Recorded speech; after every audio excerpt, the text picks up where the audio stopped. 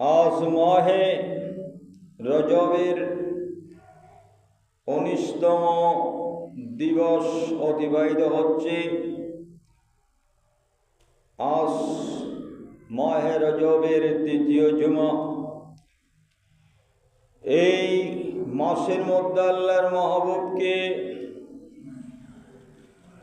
যে মসজিদুল হারাম থেকে মসজিদে আকসা, সপ্তম আসমান, সিদরাতুল মুনতাহা, আরশ, কুরসি, লৌহ কলম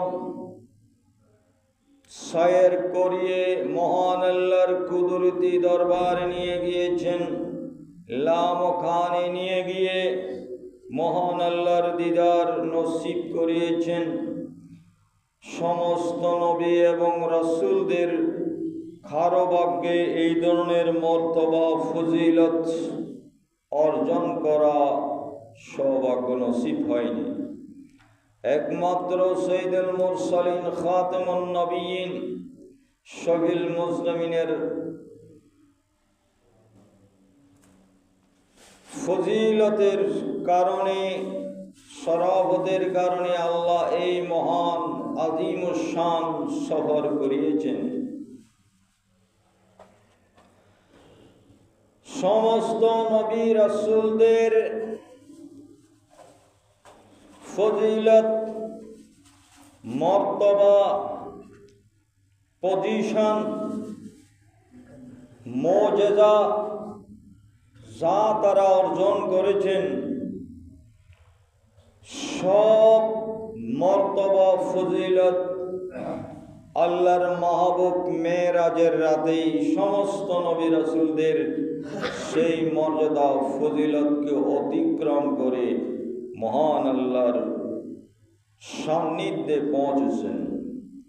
সমস্ত নবী রাসূলদের ফজিলত, মর্তবা, মুজিজাকে অতিক্রম করে এক রাতের মধ্যে লামকানে সফর করে এসেছেন। এটাই প্রমাণ করে আল্লাহর মাহবুবকে আল্লাহ কত সম্মান দিয়েছেন, কত ফজিলতের অধিকারী করেছেন, নবী আল্লাহর কাছে কত প্রিয়, সেটা এই মেরাজের ঘটনা থেকে প্রতীয়মান হয়। গত জুমায় আমরা আলোচনা করছিলাম আল্লাহ কোরআনে কারীমের মধ্যে যে ইরশাদ করেছেন, বিসমিল্লাহির রহমানির রহিম, সুবহানাল্লাযী আসরা বিআবদিহি লাইলাম মিনাল মসজিদিল হারাম ইলাল মসজিদিল আকসা আল্লাযী বারাকনা হাওলাহু লিনুরিয়াহু মিন আয়াতিনা ইন্নাহু হুয়াস সামিউল বাসীর। আল্লাযী বারাকনা হাওলাহু লিনুরিয়াহু মিন আয়াতিনা, এই আয়াত করিমার মধ্যে মহান আল্লাহ লিনুরিয়াহু মিন আয়াতিনা, আমি আল্লাহর কুদরতি নিশানাকে দেখানোর জন্য আমার মাহবুবকে বাইতুল মুকাদ্দাস থেকে সপ্তম আসমান সফর করিয়েছি। আমার কি কুদরতি নিশানা, কি আজীব সৃষ্টি আমি সপ্তম আকাশের মধ্যে রেখেছি। এই সমস্ত কুদরতি নিশানাকে মাহবুবকে সচক্ষে দেখানোর জন্য আমি সফর করিয়েছি। আল্লাহর মাহবুব হাদিসে পাকের মধ্যে ইরশাদ করেছেন, আন আবি সাঈদ আল খুদরি রাদিয়াল্লাহু তাআলা আনহু قال জলিলুল কদরের সাহাবা হযরত আবু সাঈদ খুদরি রাদিয়াল্লাহু তাআলা আনহু হাদিস বর্ণনা করতেছেন, قال রাসূলুল্লাহ সাল্লাল্লাহু আলাইহি ওয়াসাল্লাম, নবীজি নবুয়তি জবানের ইরশাদ করতেছেন, ফালাম্মা ফারাকতু মিম্মা কানা বি বাইতুল মাকদিসি আমি যখন খানায়ে কাবা থেকে মসজিদে আকসা পর্যন্ত জমিনের সফর শেষ করলাম, ফালাম্মা ফারাকতু মিম্মা কানা বিবাইতুল মাকদিসি, আমি যখন বাইতুল মুকাদ্দাসের সমগ্র আনুষ্ঠানিকতা কর্মসূচি আমি যখন সমাপ্ত করে অবসর গ্রহণ করলাম, আমি যখন ফারেক হলাম, উতিয়া বিমিরাজিন, আমার জন্য একটি মেরাজ আনা হলো, আমার জন্য একটি সিঁড়ি আনা হলো।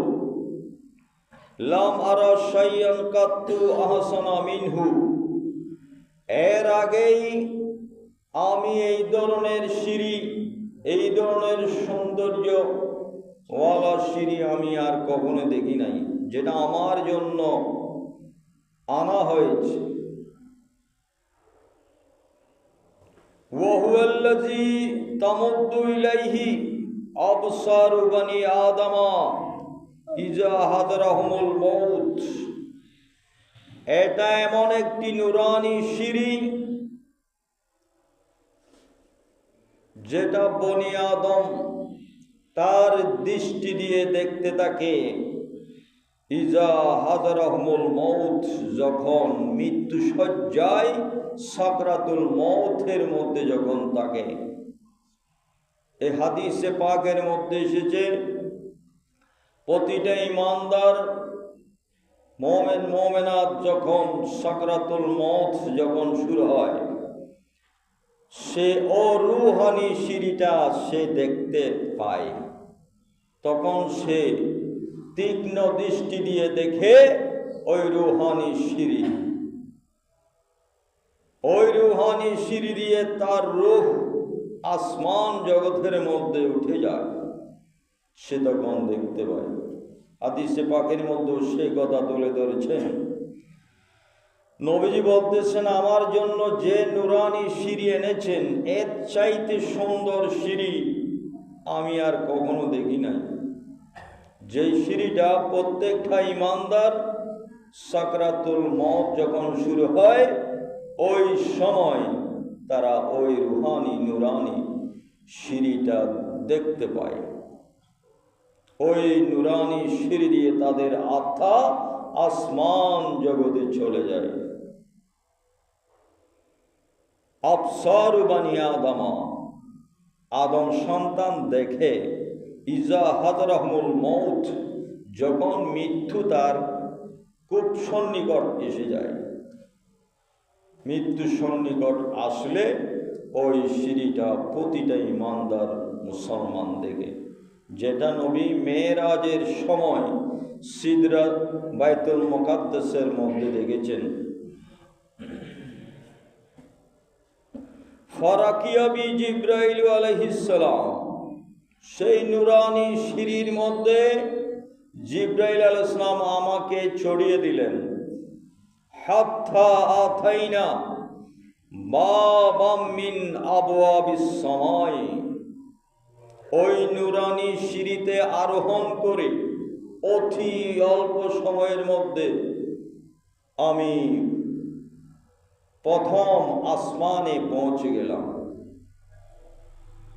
ইউকালু লাহু বাবুল হাফাজাতি, যে প্রথম আসমানের ওই শাহী দরজা, এটাকে বাবুল হাফাজা বলা হয়, সংরক্ষণের দরজা বলা হয়। বাইতুল মুকাদ্দাস থেকে আমি ওই নুরানি সিঁড়িতে আরোহণ করে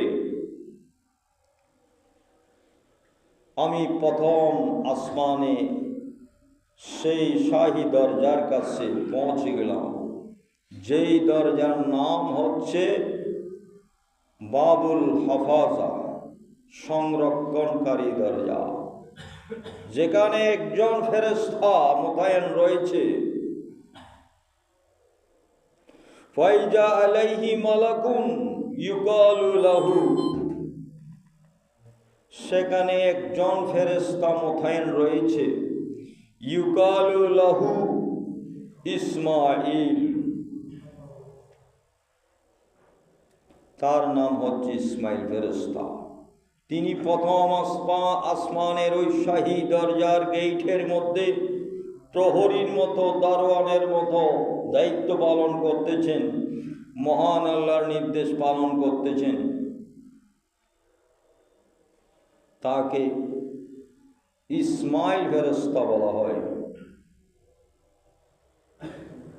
তাহতা ইয়াদিহি ইসনা আশারা আলফা মালাকিন, তার অধীনে 12,000 ফেরেশতা রয়েছে প্রথম আসমানের মধ্যে। ওই ইসমাইল ফেরেশতার অধীনে 12,000 ফেরেশতা রয়েছে। তাহতা ইয়াদি কুল্লি মালাকিন মিনহুম ইসনা আশারা আলফা মালাকিন, ওই 12,000-এর প্রত্যেক জনের আবার অধীনে 12,000 করে ফেরেশতা মোতায়েন রয়েছে। উচ্চস্বরে বলুন সুবহানাল্লাহ। প্রথম আসমানের যে হাফাজা দরজা রয়েছে, ওই দরজার মধ্যে যে ইসমাইল নামক একজন ফেরেশতা প্রহরী হিসাবে, দারোয়ান হিসাবে প্রথম আসমানের হেফাজতের দায়িত্বে রয়েছে, তার আন্ডারে 12,000 ফেরেশতা রয়েছে। ওই 12,000 ফেরেশতার প্রত্যেক জনের অধীনে 12,000 করে ফেরেশতা রয়েছে। উচ্চস্বরে বলুন সুবহানাল্লাহ। সবার নেতৃত্ব দিচ্ছেন ওই ইসমাইল নামক